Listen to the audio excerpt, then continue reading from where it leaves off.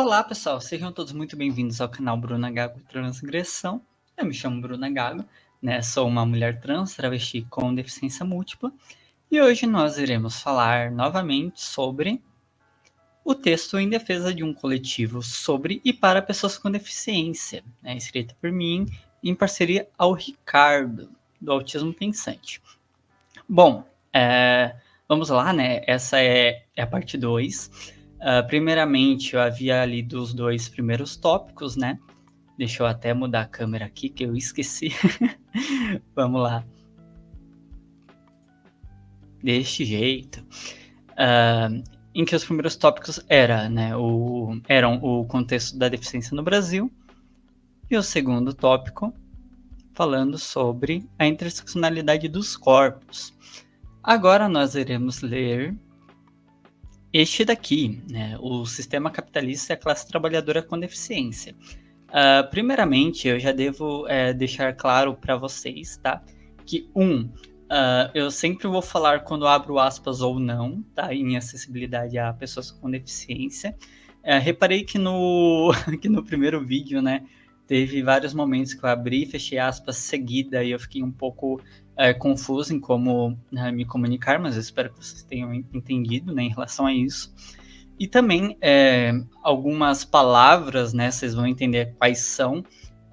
Muito provavelmente vou ter que falar de forma um pouco mais abreviada e tudo, para não prejudicar o meu canal, tá? Mas, enfim, o texto mesmo vai estar escrito aí para vocês, e vocês vão entender também o contexto, né? Então, vamos continuar a leitura. O sistema capitalista e a classe trabalhadora com deficiência. O capitalismo é uma contradição em processo. Isso é uma fala do Karl Marx, né?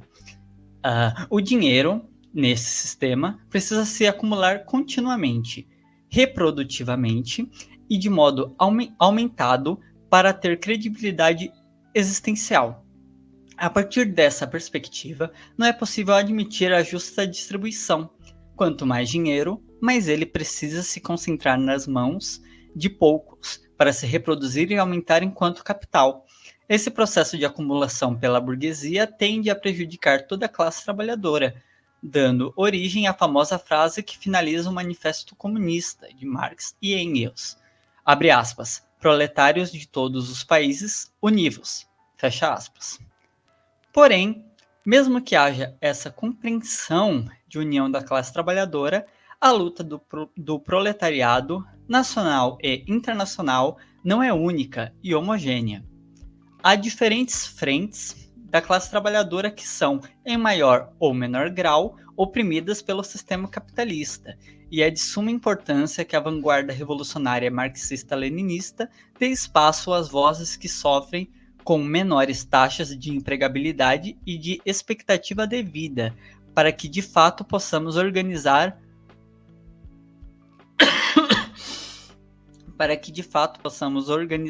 um levante revolucionário em que toda a classe trabalhadora seja incluída em toda a sua mais vasta identidade.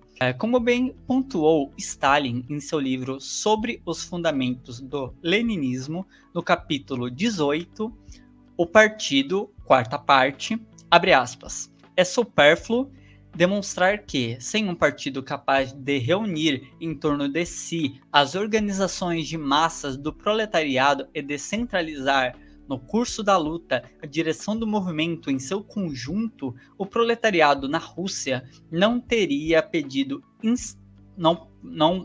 podido instaurar a sua ditadura revolucionária. Vamos seguir.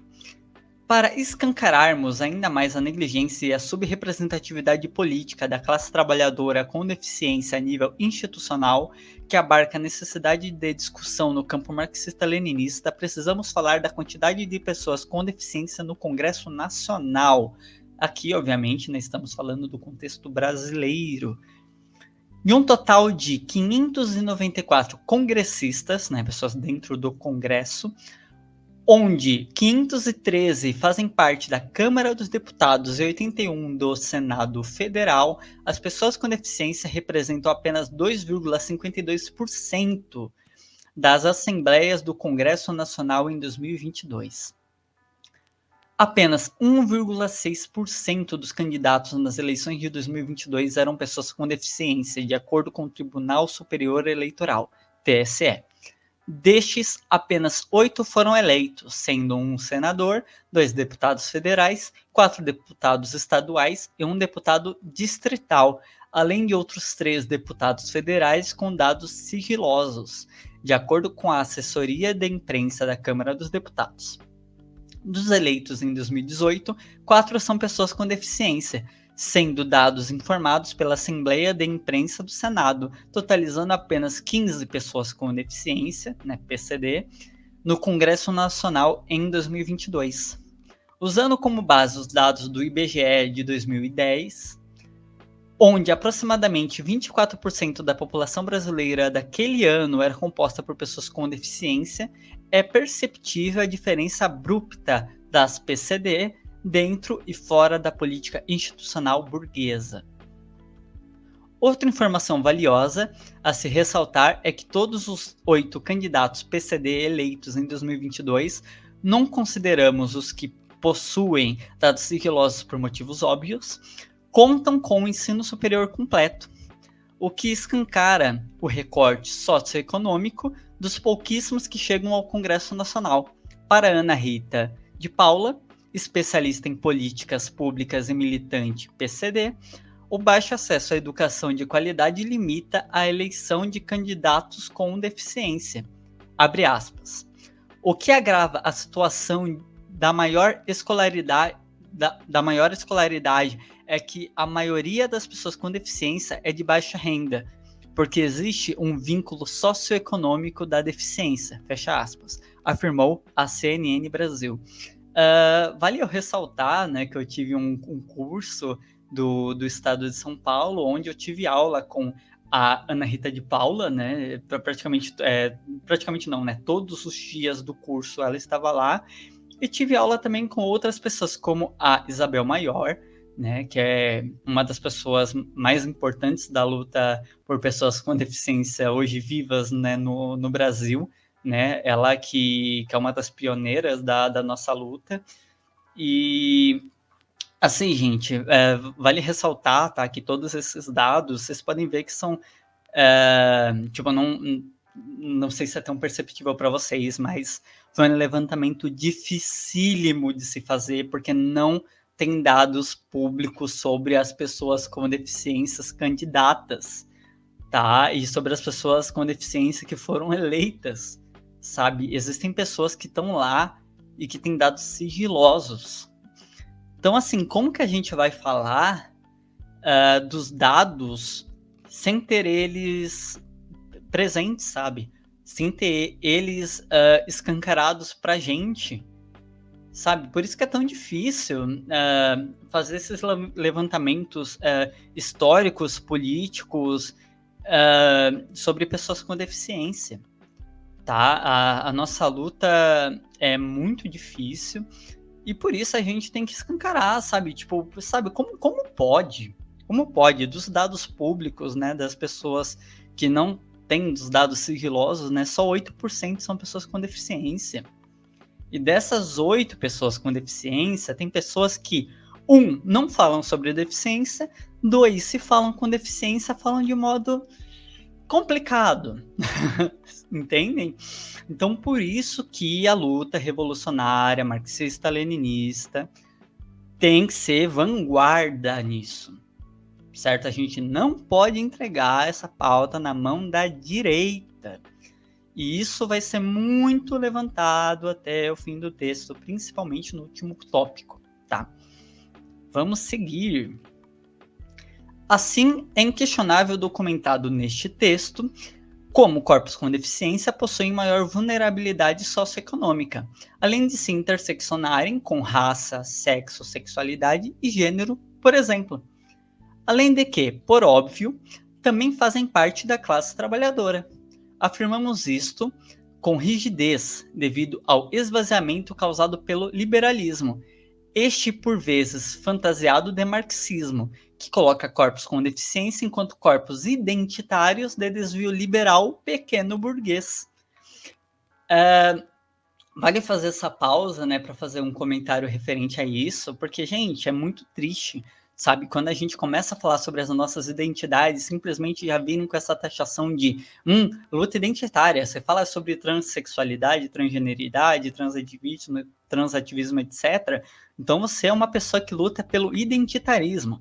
Gente, assim, se a gente não falar sobre as diferentes identidades da classe trabalhadora, a gente vai estar falando apenas de uma classe trabalhadora hétero, cis, normativa, branca e sem deficiência, tá? A classe trabalhadora não se limita a isso, certo? A gente tem que falar sobre as diferentes identidades, sobre as diferentes opressões da classe trabalhadora, né? Até o momento, eu sou filiado ao PSOL, né? E quando eu comecei a minha atuação política, né, dentro do PSOL, eu fui extremamente acolhida, né, pelas pessoas que estavam lá, né, no núcleo em que eu faço parte, né? Atualmente, assim, eu abandonei, sabe, a, a discussão, né, dentro do PSOL há mais de ano, tá? Há mais de ano, por conta de muita coisa, sabe? Eu tenho a minha produção de conteúdo aqui, eu tenho as minhas questões de cuidar de casa, né? Tipo, dos cursos que eu faço, da questão de empregabilidade, da questão de marketing. Enfim, tem muita coisa que eu faço por aqui, tá? Qualquer produtor de conteúdo sabe o quão difícil é manter um canal de YouTube. Porque a gente não só liga a câmerazinha e grava, tá, minha gente? A gente tem que estudar, a gente tem que fazer editoração, a gente, por muitas vezes, tem que fazer legendação também. Não faço por falta de tempo, porque eu sou uma pessoa com deficiência múltipla que faz coisa pra caralho, então eu tento fazer a acessibilidade do jeito que dá, certo? Então, assim, não pensem que é pouca coisa o que a gente faz, não, tá? A gente tá realmente fazendo muita coisa com pouco que a gente tem, sabe? Com a pouca possibilidade que a gente tem de estar trabalhando com isso, tá? Vamos lembrar que, né, isso nem falando sobre corpos com deficiência, tá? Mas né, limitando apenas a questão da transgeneridade, 90% das pessoas trans e travestis trabalham em algum grau com a prostituição, tá? Então, quando vocês verem o conteúdo meu, tá, e de outras trans e travestis, lembrem-se disso, tá? Lembrem-se que a gente faz parte de um recorte extremamente marginalizado, tá? Então, quando a gente tá realmente falando de política, sabe? A gente tá falando, por muitas vezes, de uma questão de vida ou morte nossa, tá? A gente não tá falando de outros corpos, de outras identidades do alto do nosso privilégio, que é o que muitas vezes acontece no meio político, né? Homens cis brancos sem deficiência falando de política e muitas vezes falando de outros corpos, de outras realidades, e às vezes sem dar o devido valor, né? Essa classe trabalhadora, para essa classe trabalhadora plural, né? Então, só fazer esse pontuamento, tá? Que é um erro que eu vejo muito de pseudo-marxista, né? Que fala que é a favor da classe trabalhadora e, no fim, não é, né? Só é a favor de uma quantidade específica de pessoas dentro da classe trabalhadora, sabe? Que acha que a luta pelas identidades tem que ser feita pós-revolução. Agora, essas pessoas têm que saber, né, que, novamente, né, 90% das pessoas trans e travestis estão na prostituição, que a expectativa de vida de pessoas trans e travestis é de 35 anos, que a expectativa de vida de pessoas autistas é de 36. Isso sem falar de outras identidades, isso sem falar das intersecções. Eu sou autista e mulher trans, tá, gente? Então, assim, não vamos diminuir a luta pelos corpos fora do padrão hétero cis branco normativo, tá? E sem deficiência. Vamos seguir. É preciso que as diferentes identidades marginalizadas da classe trabalhadora sejam devidamente incluídas na luta pela democracia do proletariado, ou perderemos parte dos nossos à cooptação por diferentes frentes políticas à direita, que em maioria partem da extrema individualidade dos indivíduos com deficiência, colocando-os como, entre aspas, corpos indesejados que precisam ser consertados. O objetivo maior do corpo com deficiência, a partir do modelo biomédico, é fazer com que as pessoas se enquadrem na sociedade, e não a sociedade, a pessoa com deficiência, por meio, por exemplo, de múltiplos remédios psiquiátricos e ou intervenções terapêuticas. Alguns desses remédios servindo apenas como placebo, deixando completamente a escanteio a emancipação dos corpos, visando apenas a utilidade, produtividade e funcionalidade do corpo com deficiência para que o sistema capitalista possa se apropriar ao máximo da força de trabalho, sem qualquer questionamento à estrutura que o aflige. Vamos lá, tá? Sobre a questão de placebo, desde que eu me descobri uma pessoa autista, né, e infelizmente, assim que eu consegui meu laudo, eu entrei no Atacadão, né, e lá eu tinha muitos hiperestímulos sensoriais, né, seja pelo olfato, audição, visão, enfim, né, todos os meus sentidos estavam absurdamente hipersensíveis lá dentro, e tive muito surto, muita crise, sabe? Coisas que eu nunca passei na minha vida inteira. E a partir do momento que eu comecei a frequentar, né, postos de saúde, né, para tentar cuidar dessa situação toda, né, e falar que eu era uma pessoa autista, as coisas começaram a ficar muito estranhas na minha vida. Muito estranhas.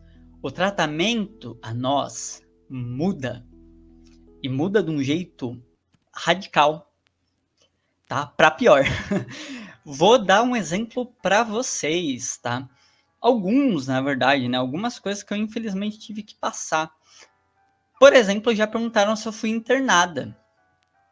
Assim, internada compulsoriamente, devido à minha condição. Assim, coisas assim que eu nunca imaginei ser perguntada em relação a isso, tá? Inclusive, eu tô até passando mal de ansiedade tendo que falar sobre esses assuntos, mas é preciso falar, tá? E mais de uma vez indo pro pronto-socorro por questões de pensamentos autodestrutivos, eu fui dopada. Dopada. E teve uma vez que eu fui atendida por uma psiquiatra no pronto-socorro, né, que foi a pessoa que me dopou, e que ela me passou um remédio antidepressivo, o mesmo remédio, tá? Da mesma classe de remédios, inferior ao que eu tomava. Se eu tomava 15 miligramas, ela me passou 10. E falou que era outro remédio, mas era da mesma classe. Era literalmente o mesmo remédio, o mesmo princípio ativo. Tá? Inclusive, eu conversei depois com o meu psiquiatra particular, né? Porque tem que ter dinheiro para isso, né, minha gente? E ele, tipo, conversei certinho com ele sobre tudo isso e realmente estavam mentindo para mim, estavam diminuindo o meu remédio. Uma pessoa que estava indo com pensamento autodestrutivo, eles doparam e queriam que eu pegasse um remédio inferior para cuidar da minha saúde. É muito complicado. Inclusive, me desculpem, gente, eu vou ter que dar uma pausa porque eu tô me sentindo muito mal da ansiedade. Já volto, 1 minuto. Bom, eu voltei. E, pessoal, só para deixar claro, tá? Isso é muito pesado, tá? Isso que eu vivenciei, sabe? Se eu dependesse dessas pessoas pra tá bem, provavelmente eu nem estaria aqui, tá? Então, assim, vamos entender a problemática, sabe? Entender a negligência com corpos com deficiência no Brasil. Difícil continuar lendo, tá? Ainda tô me sentindo mal, mas precisamos, né? Vamos seguir. Inclusive, comentem, né, se vocês sabiam que essas coisas aconteciam, tá? Eu, infelizmente, descobri da pior forma. Seguindo, diferentemente, a perspectiva social da deficiência compreende que há uma estrutura capacitista que submete determinados corpos à posição de vulnerabilidade e que este estado não simplesmente existe por limitações pessoais. Exemplo é a suposta disfuncionalidade na fluência posta a indivíduos com deficiência, como pessoas autistas, gagas e Tourette, em contraponto à comunicação verbal identificada como típica e funcional. Assim, para aqueles que passam a ser lidos como pessoas com deficiência pela sociedade, com impedimentos de longo prazo, a dificuldade e, por vezes, impossibilidade de adentrar ao mercado de trabalho se torna uma realidade cruel, já que a deficiência é lida como inútil para o sistema capitalista, que apenas visa o lucro acima de tudo. Tanto é verdade que há benefício de abatimento do imposto de renda parte do, entre aspas, custo de contratar pessoas com deficiência ao ultrapassar o número mínimo de contratos que a lei exige, visando, abre aspas, um estímulo à empresa do ponto de vista tributário, fecha aspas, segundo Otávio Leite, hoje do União Brasil, até então deputado federal pelo PSDB e relator do projeto na Comissão de Desenvolvimento Econômico da Câmara. Vamos lá, tá? Para quem não entendeu qual é a questão, quanto mais pessoas a empresa contrata, né, pessoas com deficiência, a empresa tem um abatimento fiscal, tá? No caso, não um abatimento do imposto de renda. Então, assim, muitas vezes a empresa que se paga de super inclusiva, na verdade, ela está ganhando em cima da pessoa com deficiência, por muitas vezes ela também não dá esse suporte à pessoa com deficiência, né, e pouco se importa, né, com a deficiência que essa pessoa tem e com o bem-estar dela, tá? Então, assim, infelizmente, há essa questão, tá, de ganhar em cima da gente. A gente normalmente até trabalha, né, a gente normalmente é complicado, né? Mas muitas das vezes a gente trabalha mais do que pessoas sem deficiência, porque a gente tem que mostrar serviço, né? Mostrar que a gente é capaz. Muitas das vezes sem um suporte adequado da empresa e ainda assim, né, a empresa ela não só está ganhando pelos modos convencionais, né, do sistema capitalista, ela também tem este benefício, tá, de contratar pessoas com deficiência, porque abre aspas, né, para eles a gente é um peso, tá? Então vamos continuar a leitura. Ainda, mesmo com esses benefícios aos que contratam pessoas com deficiência, 7 em cada 10 pessoas com deficiência estão desempregadas, de acordo com a Pesquisa Nacional de Amostra de Domicílios Contínua de 2022, que mostra que apenas 26,6% da população com deficiência está empregada. Esse número é alarmante por si só, porém, não é compatível com a realidade material das pessoas com deficiência em nosso país, já que o IBGE se alinhou à coleta de dados do Washington Group on Disability. Eu não sei pronunciar isso, gente, desculpa. Disability Statistics. Vou falar do meu jeitinho, tá? Espero que vocês entendam. Fragilizando a coleta de dados do Instituto.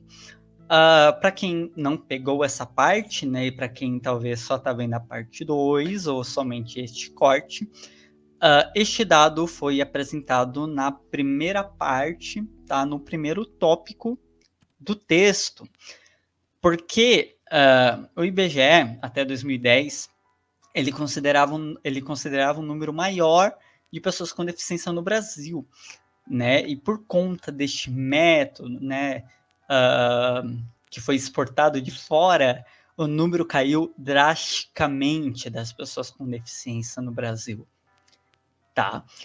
E isso porque eles consideram apenas casos mais graves de deficiência enquanto deficiência, tá? Então, é muito importante a gente salientar isso, tá? Os dados que a gente tem hoje sobre deficiência no Brasil são dados que não correspondem com a realidade material da classe trabalhadora com deficiência. Correto? As barreiras atitudinais, juntamente aos benefícios à classe dominante fornecidos pelo Estado burguês, demonstram a falsa inclusão dos corpos com deficiência no mercado de trabalho, onde estes passam a ser usados como token, né, abre aspas, símbolo da instituição, com o objetivo de melhorar a sua imagem diante dos consumidores e do mercado. Ou seja, né, justamente usarem as pessoas com deficiência como a gente tem funcionários com deficiência, a gente se preocupa muito com a inclusão das pessoas, a gente contrata para além da cota, né, para além do número mínimo de pessoas com deficiência que as empresas têm que ter. E daí a gente tem que lembrar dos benefícios tributários. Vamos sempre lembrar disso. Nesta ação, abre aspas, benevolente, fecha aspas, não há intenção de promover mudanças estruturais ou oportunidades reais da participação e poder, o que reflete nas exigências surreais postas aos corpos divergentes da heterocisnorma branca sem deficiência. Podemos usar como exemplo as vagas de emprego voltadas a corpos trans e travestis que solicitam graduação, sendo que apenas de 0,1% a 0,3% possuem acesso à universidade, seja ela pública ou particular, o que deixa de fora mais de 99% deste recorte populacional da possibilidade de acesso ao emprego formal. Ou seja, minha gente, vagas de emprego que pedem graduação de pessoas trans e travestis estão querendo apenas as trans e travestis que venceram. Tá? As outras, mais de 99% das pessoas trans e travestis, que se lasquem. As empresas, várias delas, querem as pessoas que venceram. Dar oportunidades reais para as pessoas conseguirem um emprego, mesmo que do mais baixo possível, sabe? Mas que tire elas da prostituição, por muitas vezes não é a intenção, sabe? Não é. Eles não querem dar oportunidade para pessoas que estão na vulnerabilidade social. Então, é triste, sabe? Muitas empresas reclamam que nós não conseguimos pessoas que preenchem a solicitação da vaga. Por que será? Será que é porque eles querem pessoas trans e travestis e colocam uma aberração dessa, né, de pedir uma graduação, e que a realidade material das pessoas trans e travestis não é ter uma graduação? Talvez seja isso. Talvez seja uma desconexão da realidade das pessoas trans e travestis, das pessoas com deficiência, das pessoas pretas.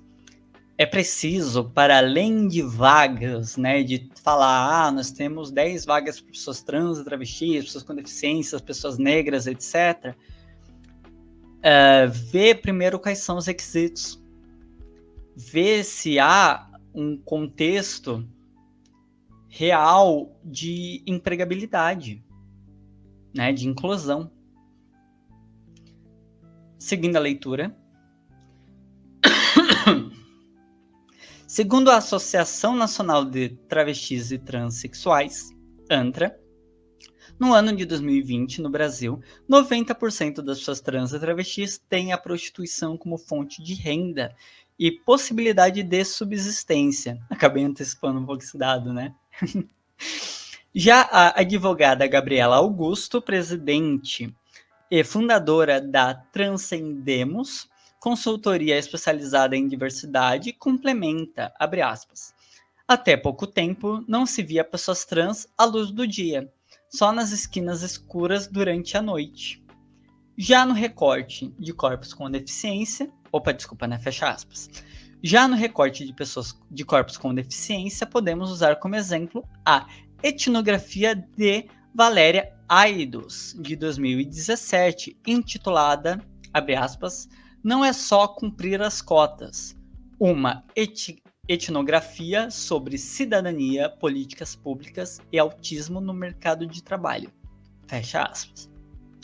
Onde, em parte, ela acompanha o desempenho de Tomás, que é uma pessoa que vivencia o espectro autista, a deficiência intelectual e o transtorno obsessivo-compulsivo, TOC, em seu ambiente de trabalho. Durante conversa com o psiquiatra, foi relatado que, abre aspas, não veremos um chefe cobrar que um cadeirante ande, mas é comum vermos a exigência de que pessoas dentro do espectro autista desenvolvam habilidades sociais, como entrosar-se com colegas ou atender ao público, o que para elas pode ser uma violência, fecha aspas. Vamos levar em consideração que em 2012 e 2013 eu fazia teatro, tá? Em um projeto internacional, né, pela cultura inglesa. E desde 2017 eu trabalho com atendimento ao público, tá? Sendo uma pessoa trans, sendo uma pessoa autista e sendo uma pessoa gaga, tá? Então, assim, eu sei que eu tenho meu déficit comunicacional, né? E muitas vezes eu me enrolo, vou deixar as minhas enrolações por aqui, né? Porque eu acho justo comigo mesma, sabe? Do que eu ter que ficar me matando editando o vídeo depois e eu não ser justa com o meu público, tá? Em muitos casos, elogiam a minha oratória, né? Quando eu participei do evento da Omelete, né? Em que eu falei em nome da Soul Code, né? Do curso que eu faço da Microsoft, chegaram até a me falar, né? Isso a CEO da Soul Code e uma das mentoras, né? Me perguntaram o que era uma mentoria. Eu falei que era sobre como você se comunica, como você se porta. E elas, entre aspas, né, brincaram que eu não precisava de mentoria. E eu sei que eu preciso. Assim, gente, a comunicação, para nós que somos pessoas com deficiência, né? Ela é um esforço contínuo, tá? É um esforço diário. A gente está se punindo o tempo inteiro, tá? Por mais natural que muitas vezes pareça a nossa comunicação com excelência, é muito esforço, são muitas apresentações, sabe? É uma graduação, são 2 cursos técnicos, trabalho com comunicação desde 2017. E sou uma pessoa que falou muito. Então, assim, são muitos fatores que interferem na nossa comunicação social. Voltando ao texto, já em diálogo com um colega de trabalho sobre Tomás, foi dito que ele, abre aspas, não se relaciona. Aqui na empresa isso conta para ser efetivado. Tem que se integrar com um grupo. No almoço ele fica sozinho, não senta com as outras pessoas no refeitório. Fecha aspas. A comunicação da gente é extremamente cobrada.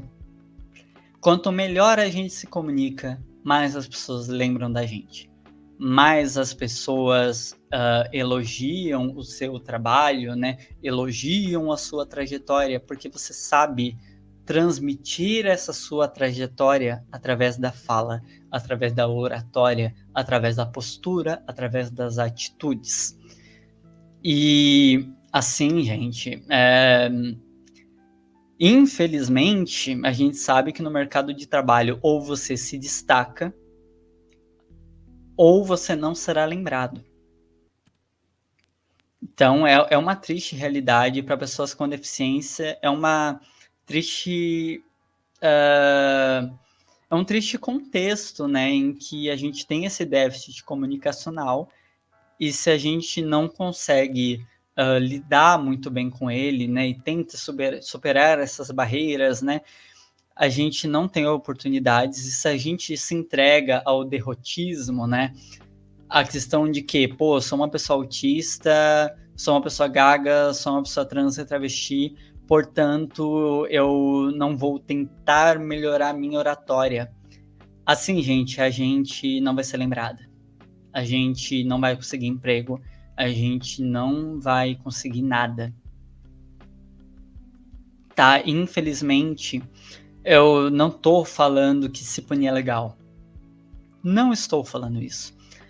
A questão é, infelizmente, se punir é uma das melhores coisas que a gente pode fazer para existirmos. Tá? Não falo isso com orgulho, não. Não falo isso com orgulho. É mais para vocês entenderem o que está sendo posto aqui e o que acontece com as pessoas com deficiência no Brasil, tá? Não só no Brasil, né? Mas principalmente no Brasil, que é o nosso contexto. Vamos seguir. Para Valéria, abre aspas, o esforço para ser um bom funcionário parecia não ser suficiente para que Tomás correspondesse às exigências de, abre aspas, perfil, fecha aspas, da empresa. Sua trajetória até ali parecia lhe impor uma barreira social que estava além da sua vontade individual.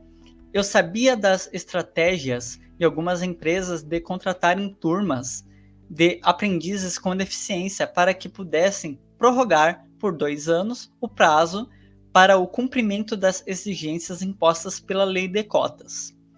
Imaginava também que, se fosse pela vontade dos gestores, Tomás não efetivaria sua vaga.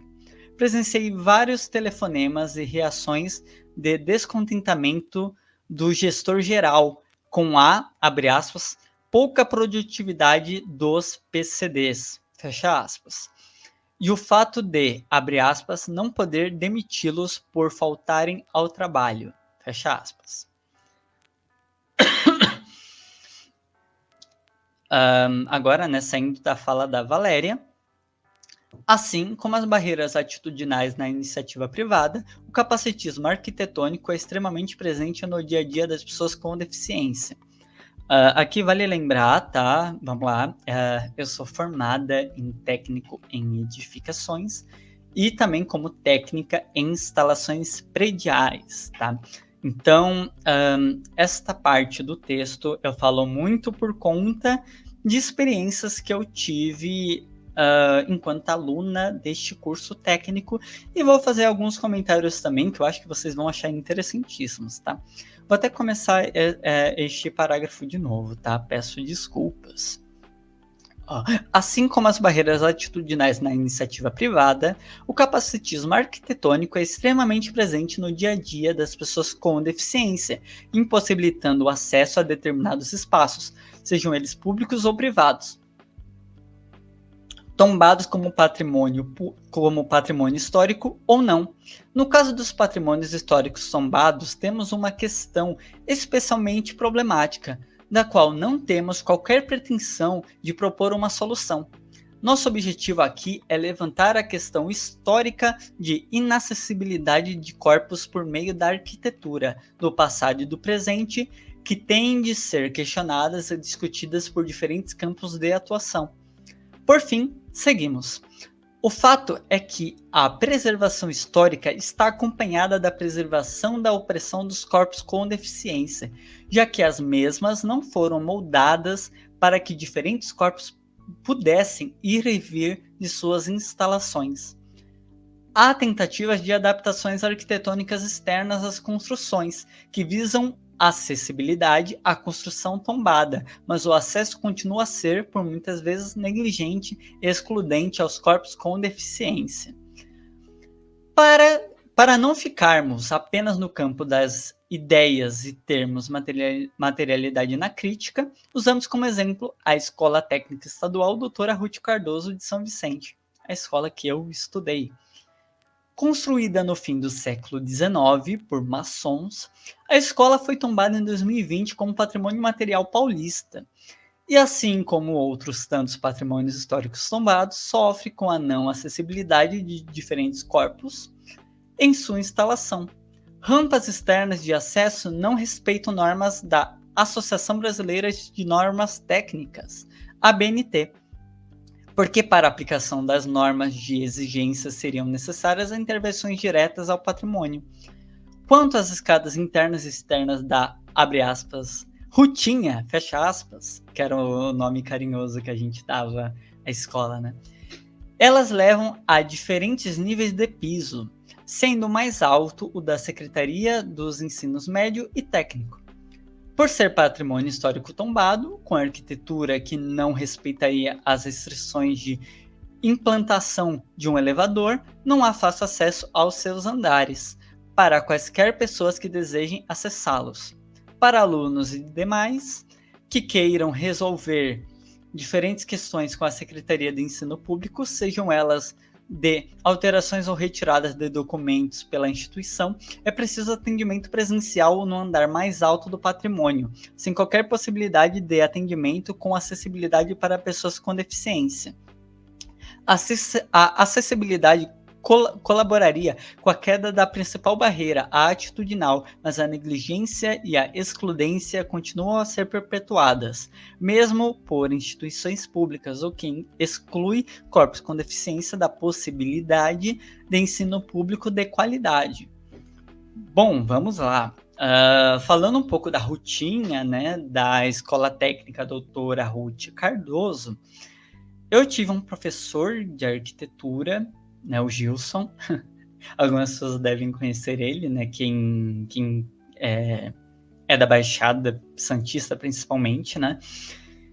Ele, com algumas turmas, ele não chegou a fazer exatamente isso com a minha, né, mas isso já era muito comentado e perguntavam isso, né, para minha turma, né, pessoas de outras turmas também do mesmo curso técnico, se este professor havia posto, né, os alunos em cadeiras de rodas, né, já que nesta mesma escola técnica, né, também tinha o curso de enfermagem, provavelmente ainda tem, né, mas o curso de enfermagem.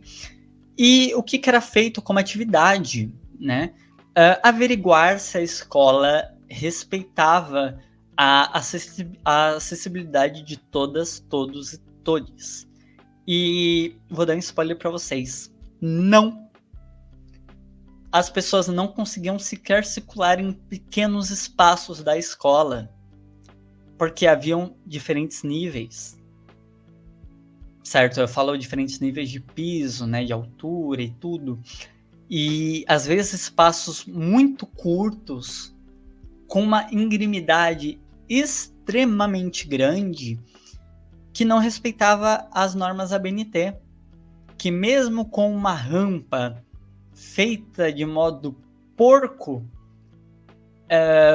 por óbvio, né, por ser feito de modo porco, as pessoas cadeirantes não conseguiam acessar partes da escola, tá? Quando eu falo aqui das alterações ou retiradas de documentos, eu falo muito na questão da minha transgeneridade. Porque o que aconteceu? Hoje eu moro em Osasco, fiz o curso técnico em São Vicente, e para fazer a troca do meu nome na instituição, eu teria que pegar o meu RG, enfim, todos os meus documentos necessários e levar pessoalmente à escola técnica, neste andar mais alto sem qualquer acessibilidade. Mas, Bruna, você consegue acessar aquele andar? Consigo. E outras pessoas que não conseguem? E outras pessoas que talvez mudaram de estado, que mudaram de país, que não conseguem, mesmo estando na mesma cidade, ir até lá, sabe? Assim, é um negócio absurdo, tá? Até falaram que poderia ir outra pessoa, mas ainda assim, pessoalmente. Ainda assim, pessoalmente. Eles não resolveram absolutamente nada para mim. Nada. Sequer na alteração do meu nome no sistema da escola. Sequer isso. Porque Eles fazendo isso, eu ainda poderia retirar o meu histórico escolar com o meu nome. Ainda poderia retirar minha declaração, né, de conclusão dos cursos técnicos que eu fiz no meu nome. Isso foi negado de mim. Quanto à faculdade, né, fiz uma faculdade particular, né, e eu pedi para eles mudarem o meu nome no sistema deles, pelo celular mesmo. Mandei mensagem lá.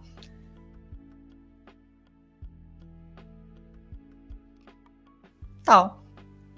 Fiz isso, retirei meu histórico escolar e retirei minha declaração de curso. Se eu não me engano, foi R$5, tá? Para não falar que foi de graça. Já o diploma, no meu nome, teriam que fazer de novo. R$300. R$300, novamente, né? Para um contexto de uma pessoa trans e travesti com deficiência múltipla, num recorte em que pessoas trans e travestis trabalham 90% das vezes em algum grau com a prostituição.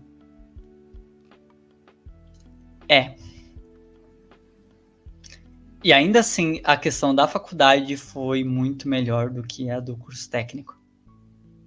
Eu não tenho direito de apresentar o meu diploma. Não tenho. Teria que ir lá pessoalmente, me locomover de Osasco para São Vicente apenas para isso. E ainda assim demoraria muito tempo para mim ter que ir lá de novo pessoalmente retirar o documento. Não é fácil. Não é nada fácil. Esses exemplos de barreiras a corpos com deficiência provenientes do capacitismo estrutural que ocorre na atualidade são reflexos de processos históricos que demonstram que desde o início do sistema capitalista, em sua primeira fase, o mercantilismo, também chamado de capitalismo comercial, tem por objetivo a opressão, o controle, a normalização e a inexistência dos corpos com deficiência. Colocamos abaixo alguns dos principais eventos históricos em ordem cronológica. Deixando claro, né, são alguns dos principais, tá? Não são todos os principais, não deu tempo de fazer tudo. Quem dera tivesse dado esse tempo. Bom, então, o primeiro caso que a gente vai comentar aqui, no caso eu, é a escravidão no Brasil. Vamos lá. A diáspora africana, também conhecida como escravidão, foi o processo mais brutal de desumanização e massacre populacional que ocorreu no Brasil, perdurando por mais de 300 anos consecutivos. Este período corresponde a mais da metade da história do nosso país, enquanto o Brasil, pós, abre aspas, descobrimento, fecha aspas, português. De acordo com André Lucena, em matéria A Carta Capital, de nome, abre aspas, mais de 1 milhão de pessoas vivem em situação de escravidão contemporânea no Brasil. Aponte estudo, fecha aspas. Abre aspas. Reflexo de um processo histórico incompleto, a escravidão persiste no Brasil. O Brasil sente, mais de um século depois, os reflexos de um processo conduzido, segundo a literatura sobre o tema, sem levar em consideração a realidade concreta da massiva população libertada. Ano após ano, crescem os números de pessoas resgatadas em condição análoga à escravidão no país. Fecha aspas. Esse análoga é gentil. Deixando claro, é muito gentil. De acordo com a estimativa feita pelo Global Slavery Index, acho que eu pronunciei certo, de 2023, Organização Internacional de Direitos Humanos, no Brasil há mais de 1 milhão de pessoas que vivem em situação de, entre aspas, escravidão contemporânea, ocupando a posição 11º entre os países que têm mais pessoas nessa condição, em um ranking de 160 países. Durante o período de escravatura institucionalizada, o país tratou a população preta sequestrada de seus lares enquanto propriedade privada, posse dos escravagistas. Essa forma dada de exploração aos corpos pretos no Brasil estava inserida na infraestrutura do sistema capitalista, como pertencente à periferia do mundo, gerando por consequência processos de opressão do Estado burguês a essa parcela da classe trabalhadora na superestrutura, por meio de ação interseccional entre os poderes executivo, legislativo e judiciário, além do quarto poder, a mídia hegemônica, que por meio da propaganda tem a capacidade de influenciar mentes e corações a seguirem e perpetuarem suas ideias burguesas, ocasionando a continuidade da dinâmica do racismo estrutural. Aqui vale dizer, né, para as pessoas, por muitas vezes, né, um pouco mais desinformadas, né, que não estão muito inseridas, né, nessa discussão racial, né, quando a gente fala sobre dívida histórica, a gente não fala sobre uma dívida histórica individualizada, sabe? Tipo, uma pessoa branca tem uma dívida com uma pessoa preta. A gente tem que lembrar que o Estado burguês brasileiro simplesmente legitimava a ação dos escravagistas. Tipo, mesmo, sabe? Era algo liberado pelo Estado. Não é uma questão individual de cada pessoa branca que fazia atrocidade com pessoas pretas. É uma ação do Estado. O Estado, a partir do momento que a escravidão foi abolida, deveria trazer as pessoas pretas à sociedade, à socialização, às oportunidades de empregos formais.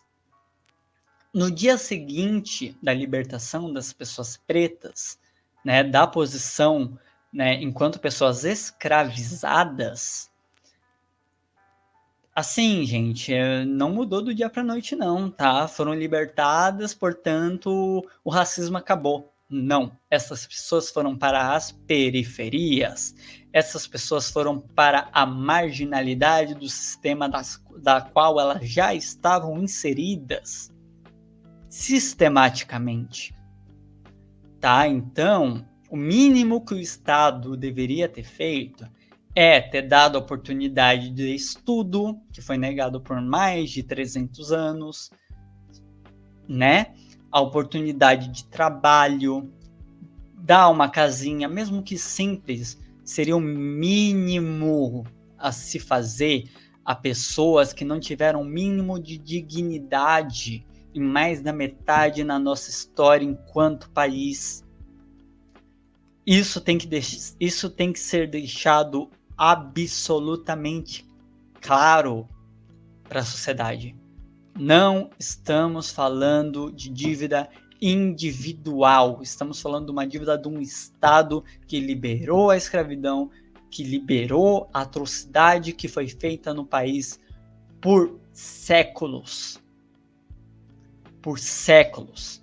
As pessoas deveriam ter o mínimo de dignidade, a moradia, a trabalho. Então, quando a gente fala, por exemplo, de um MTST, né, principalmente de um Boulos, né? Quando a gente fala do Boulos, o Boulos fala, existem casas, imóveis, inúmeros imóveis em São Paulo, que são imóveis ilegais, que são imóveis que não pagam impostos, que são imóveis que há mais de 6 anos não pagam impostos, né, que tem uma dívida acumulativa, né, que ela aumenta conforme o tempo que você não paga, e que a dívida é maior do que o valor do imóvel. E a pessoa, para pagar essa dívida, ela tem que devolver o imóvel para o Estado como pagamento do que ela não pagou. Tá? É uma dívida que essa pessoa tem. Quando nós falamos que tem que ter essa desapropriação de imóveis, e que essa desapropriação de imóveis tem que ser feita para que hajam casas populares, para que as pessoas tenham acesso à moradia, isso sem considerar o ponto, que é um ponto crucial na luta política, de que não adianta pegar pessoas da periferia e colocar em um bairro nobre, sem dar acesso a trabalho a essas pessoas. Um acesso a um trabalho que dê realmente a possibilidade que esta pessoa esteja inserida naquele local. Porque se ela não consegue um emprego digno, né, se ela não consegue um emprego que consiga fazer com que ela esteja naquele ambiente, ela vai voltar para a periferia futuramente, tá? Ela vai voltar. Então a nossa luta, vamos lembrar, não é apenas por moradia. Não é. Tá? Moradia é um dos fatores cruciais, tá? Então, por isso que a gente tem que pensar sempre na luta política como não uma luta de fatores individualizados, tá? A luta tem que ser uma luta por uma mudança desde a base, tá? Desde a base. A gente não sobrevive só com migalha. Migalha adianta, mas a gente precisa de mais. Não de mais migalha, mas de mais mudança radical. Tá. Acabei falando muito, mas são assuntos pertinentes, né, à luta política e enfim, a gente tem que discutir essas questões à luz do dia, né? E eu tô meio doente, tá, gente? Eu tô com uma tossezinha. Provavelmente vocês já repararam, né? Já tossi algumas vezes aqui durante o vídeo, mas vamos prosseguir.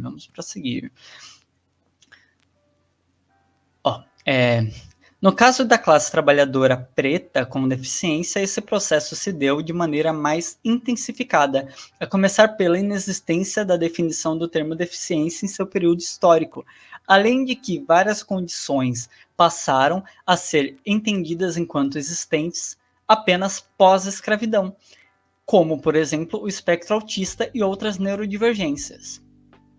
Há pouco material disponível hoje que aborde diretamente o termo deficiência, em referência à época da escravidão, não como adjetivo, mas constitutivo da existência humana. Porém, ao que temos acesso na historiografia, se evidencia a posição em que pessoas com deficiência se localizam no modo de produção capitalista.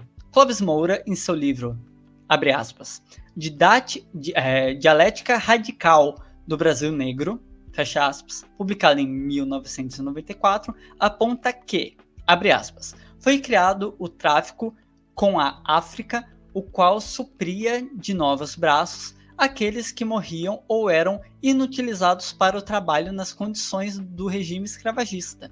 Morte em epidemias de varíola, cólera, sarampo, ou nas engrenagens e caldeiras dos engenhos, ou mutilações que os deixavam aleijados, cegos, com deficiências que os colocavam sem condições de trabalhar. Muitos deles, nesses últimos casos, eram alforriados para que aliviassem o senhor do ônus de alimentá-los. Fecha aspas. Ou seja, o trabalhador escravizado era posto enquanto mercadoria voltada à produção no sistema capitalista, produzindo para seu escravocrata dentro da lógica colonial, mas que, ao adquirir uma deficiência devido à grande intensidade de exploração, era liberto pela vontade do seu senhor, com motivo alegado o custo de, entre aspas, manutenção, não sendo, entre aspas, digno de ser escravizado.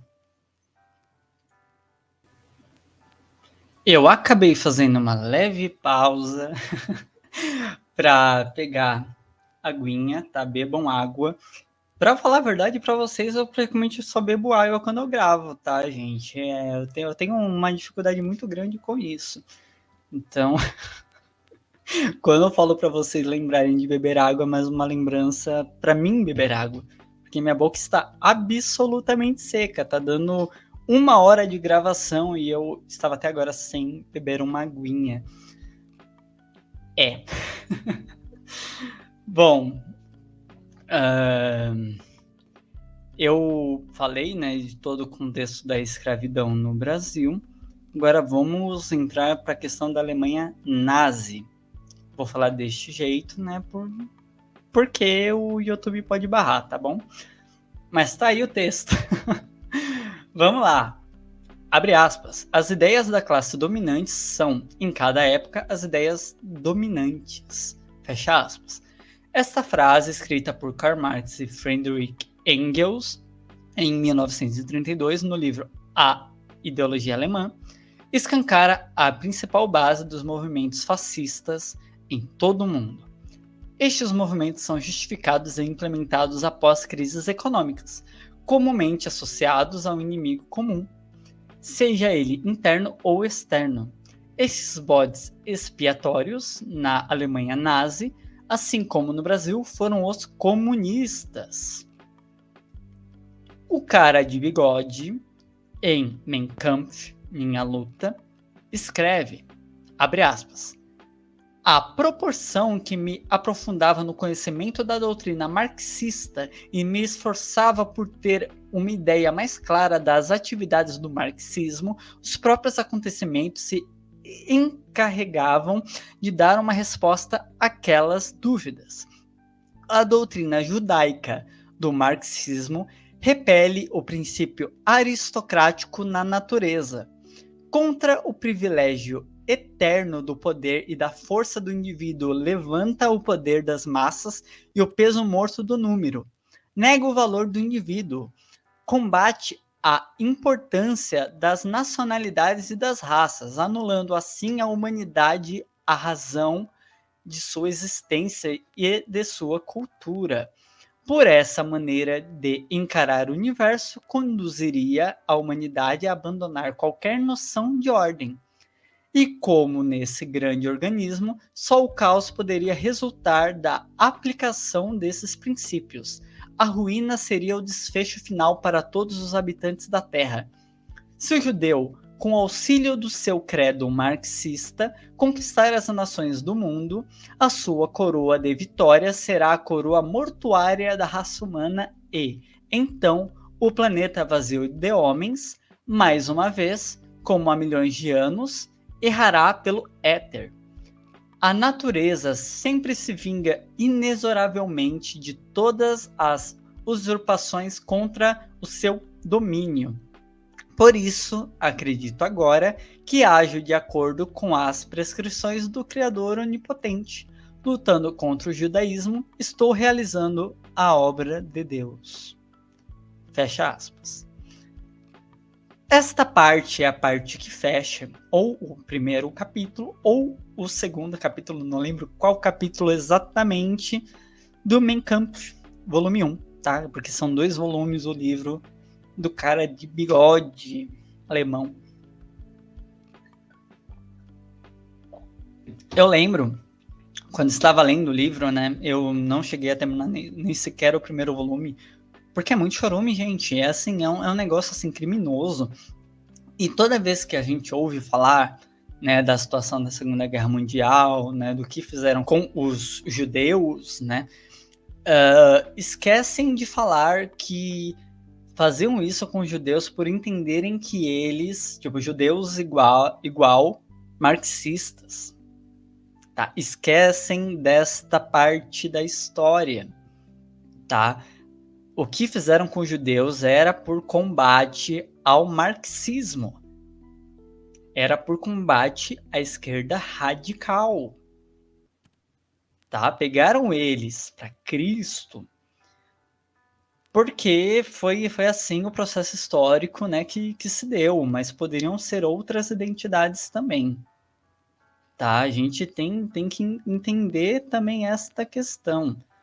Tá? Não era simplesmente algo racial, era principalmente algo ideológico, né, principalmente voltado à perseguição da esquerda radical, e que vale lembrar que também nasceu muito na Alemanha, tá? Muito na Alemanha. Seguindo, o processo mais intenso e agressivo do avanço fascista contra a classe trabalhadora se deu na Alemanha no seu período sob o comando de Carinha de Bigode, que dentro de toda a história mais recente, além de sua perseguição política aos marxistas, também perseguia grupos minoritários em geral, como, por exemplo, aos corpos com deficiência. A Alemanha nazi, como Estado, possuía um projeto eugenista em relação a esses e outros corpos que fugiam da norma imposta. Corpos que faziam parte do padrão hegemônico, portanto, branco, hétero, cisgênero e sem deficiência. Nossa, gente, eu me enrolei muito nessa parte, né? Perdão.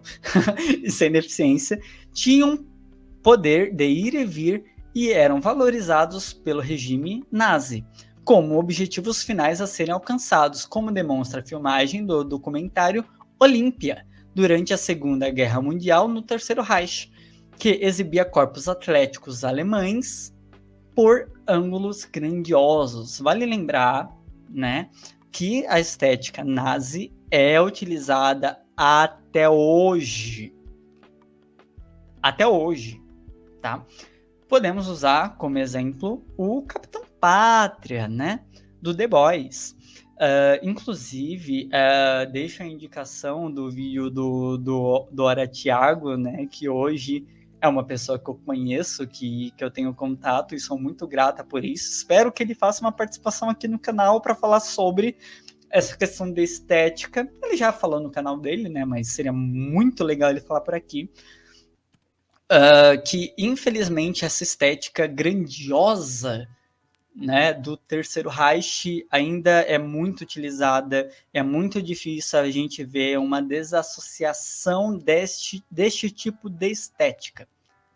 É triste porque é possível mudar. Sei como muda? Não sei.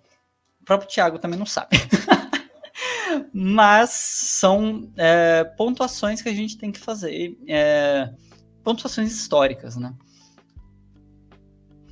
Bom, em relação à política eugenista, ela se dividia tanto no aspecto positivo, voltado a melhoramento dos corpos e o incentivo para que pessoas que eram lidas enquanto, entre aspas, saudáveis, tivessem filhos, quanto no negativo, voltado à supressão de corpos entendidos como, entre aspas, não saudáveis, incluindo o assassinato de toda e qualquer pessoa, entre aspas, fraca, ao entendimento do regime.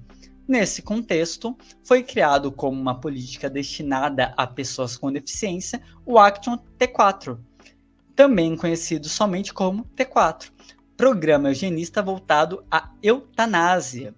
O motivo da existência desse programa era o discurso de pessoas com deficiência tinham uma genética considerada, entre aspas, ruim, e que davam mais gastos para a sociedade, que por sua vez, entre aspas, pagava a conta, pelo entendimento fascista. No caso de pessoas no espectro autista, o maior algoz do regime foi Hans Asperger, psiquiatra e pesquisador austríaco, um dos principais responsáveis pelo assassinato de pessoas autistas em nome do Terceiro Reich. Em resenha ao livro de Edith Schaeffer, intitulado, entre aspas, Crianças de Asperger, fecha aspas, mas enfim, me enrolei, gente, desculpe, tá? Eu não vou acabar não editando essa parte, porque, enfim, detalhezinhos, né? Mas só para vocês verem como às vezes eu me perco, e olha que eu que escrevi, faz parte, né, minha gente? Faz parte. Grita muito a dificuldade comunicacional e às vezes, né, tipo, não só do espectro autista e da gagueira, mas eu acho que também de uma dislexia, possível dislexia, e que eu vou tentar investigar isso em breve, tá? Então vamos continuar. Quem fez, né, essa resenha foi Larissa Yuli Amado Santos e Simone Silveira Amorim, no artigo, entre aspas, As Origens do Autismo na Viena Nazista. Falei a palavra proibida, né? YouTube, pelo amor de Deus, me perdoe. Entre a vida e o extermínio, fecha aspas. Escrevem que, abre aspas, Schaeffer apontou que, para Asperger, os meninos no espectro autista tinham falta de Gemut, o que os nazistas apontavam como um sentimento social. Sim, gente, eu vou acabar falando a palavra agora de vez, lascou-se tudo, porque já falei uma vez, se o YouTube vai implicar de qualquer jeito, né? Seguindo, no nazismo, o Gemot era um dos elementos mais importantes, pois era um dos fundamentos do Reich. Pessoas sem Gemot eram vistas com preocupação e passaram a ser exterminadas, já que eram vistas como indivíduos que não se encaixavam na coletividade e que, por esse motivo, sujavam a ideia de raça superior e atrapalhavam o progresso, e que Gemot era um termo que originalmente significava alma no século XVIII. Asperger era um dos responsáveis a determinar crianças a Spiegelground, hospital que recebia crianças com deficiências em geral e que, raramente, voltavam para suas casas, sendo assassinadas ou deixadas à exposição da fome e da pneumonia até a morte dentro do hospital. Schaeffer aponta que o que acontecia em Spiegelground não era considerado assassinato, mas eutanásia de vidas indignas de serem vividas. Isto, né, claro, entre aspas, né? De acordo com a enciclopédia do Holocausto, o programa de eutanásia iniciou em 1939 e terminou somente em 1945, final da Segunda Guerra. Porém, a política de eutanásia se estende em menor grau até os dias de hoje, em países da centralidade do sistema capitalista, como Alemanha, Bélgica e Espanha, de acordo com o SIC Notícias, na reportagem, abre aspas, os 5 países na Europa onde a eutanásia é há vários anos uma realidade, fecha aspas. Assim, é evidente a prática de eliminação sutil de corpos com deficiência prática, essa que pertence ao modo de produção onde pessoas são lidas enquanto mercadoria. Bom, falando um pouco da questão do Hans Asperger, né? Para quem é minimamente ligada, né, à questão do espectro autista, né? Até pouco tempo atrás, Asperger era um termo utilizado para falar de autistas nível 1 de suporte. E por que isso acontecia? Justamente porque na Alemanha, né, por conta deste lixo de ser humano chamado Asperger, existiam autistas superiores, né? Autistas que, entre aspas, não eram autistas. E, obviamente, né, estas pessoas autistas em particular eram lidas como, né, corpos evoluídos, corpos superiores, corpos a serem alcançados, ou seja, corpos Asperger eram corpos lidos como corpos eugenistas, como corpos que são uma evolução humana, tá, minha gente? Quando nós falamos de Asperger, nós estamos falando num vínculo nazi, né? Então, por isso foi abandonado do DSM-5, por isso foi abandonado da CID. Atualmente, na CID-11, foi abandonado também esta questão de nível 1, nível 2 e nível 3 de suporte, tá? Claro, podemos fazer associações. Claro, falaremos ainda de níveis de suporte, né, para falarmos sobre as diferentes necessidades de cada pessoa, né, no que ela tem mais ou menos dificuldade. Eu, por exemplo, no meu teste SRS-2, que é um teste voltado a pessoas autistas adultas, deu lá que eu sou o nível 2 de suporte. Tenho muito pensamento rígido, tenho, enfim, como é um gráfico, né? Para quem não sabe, tem lá no meu Instagram, né? Em publicações mais antigas, né? Mas para quem quiser procurar, é um gráfico com diferentes pontos, sabe? Qual a sua percepção social? A minha, por exemplo, é fora do espectro autista, mesmo eu sendo uma pessoa autista. Mesmo pessoas autistas muito normalmente, né, estarem dentro do espectro nesta questão de percepção social, né? Então, só para vocês entenderem, algumas das minhas dificuldades são próximas do nível 3 de suporte, que é um nível, né, lido, entendido como o mais severo do espectro autista, né, que tem mais dificuldades, né, que é algo mais difícil de lidar. Até eu mesma, né, em relação ao meu pensamento rígido, às vezes é complicado, sabe? Às vezes são coisas básicas que não entram na cabeça e a gente tem que ficar perguntando 50 vezes até entrar. E as pessoas às vezes se incomodam, mas é porque realmente às vezes a gente tem um pouquinho mais de dificuldade. Quando entra é uma belezura, né? Mas até entrar, às vezes as pessoas não sabem lidar muito bem com isso, tá bom? Então, nós falamos desses diferentes níveis de dificuldades, né? Em diferentes graus da pessoa, né? Enfim. E o Asperger normalmente, né? Tipo, até hoje, né, o nível 1 de suporte é lido como que o gênio, o que a pessoa que é hiper inteligente na área da TI, né, que é hiper focada e a melhor especialista possível na área dela.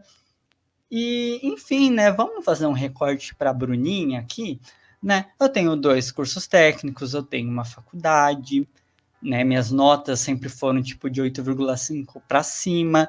Estou fazendo um curso da Microsoft de analista de tecnologia nuvem e IA. Sou escritora, tenho um livro publicado, tenho este texto que estou lendo para vocês, que é um levantamento científico. Tenho meu canal no YouTube, trabalho com comunicação desde 2017. Sou uma pessoa gaga. E eu sou o nível 2 de suporte. Não sou Asperger, entre aspas. Não sou nível 1 de suporte. Tudo bem, no meu laudo em si está nível 1 de suporte por conta da minha desenvoltura comunicacional, por conta da minha percepção social, de como eu me porto, me ponho socialmente. Mas isto, novamente, como já dito neste vídeo, é por conta de muita, mas muita dedicação, muito esforço, sabe? E muita porrada na vida, tá? Muita porrada na vida. Assim, o que vocês veem por fora não é o que eu sinto por dentro, sabe? Não é a real dificuldade que eu tenho, né? Então, é um debate meio grande, né? Claro que a pessoa nível 2 do suporte pode ter, né, esta mesma classificação que eu tenho na CID-11, né? Novamente, CID-11 não fala sobre níveis de suporte, né? Mas é muito associada, né, este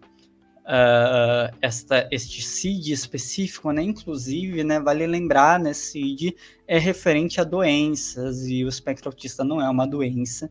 Sequer é uma deficiência, né, quando a gente pensa que na verdade é um espectro, né, que na verdade é uma neurodivergência, que neurodivergência até é diferente de deficiência. Para vocês verem, né, tem muitos problemas, até as maiores atualidades que a gente tem, né, de classificação, tem seus déficits, tem suas problemáticas, e a luta não é sempre ganha. Tá? Isso é um erro muito grande que as pessoas têm, achando que os anos passam, as coisas melhoram e as coisas melhoram e é só progresso. Não, coisas regridem. Tá? Coisas regridem. O que foi o Bolsonaro, gente? Não existe só avanço. E por isso essa luta tem que ser feita hoje. Tá? Quando a gente faz esse levantamento histórico, a gente está falando do passado, a gente está falando do presente, a gente também está falando do futuro. Também. Tá? Bom, vamos pro último tópico, tá? Provavelmente... Nossa, deixa eu até dar uma olhadinha quanto deu no bruto. 1h20. 1 hora 20 um tópico. Eu ia fazer este último depois, né? Muito provavelmente vai ser enorme também, mas já vou aproveitar e fazer na sequência. Tomar uma aguinha.